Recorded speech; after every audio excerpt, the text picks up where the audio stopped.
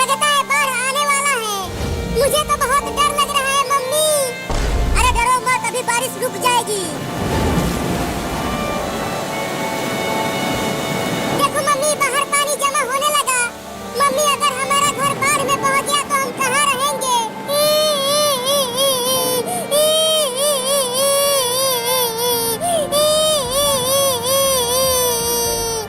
अरे रो मत बेटा, अभी बारिश रुक जाएगी और उसके बाद धूप होगी तो ये सारा पानी सूख जाएगा।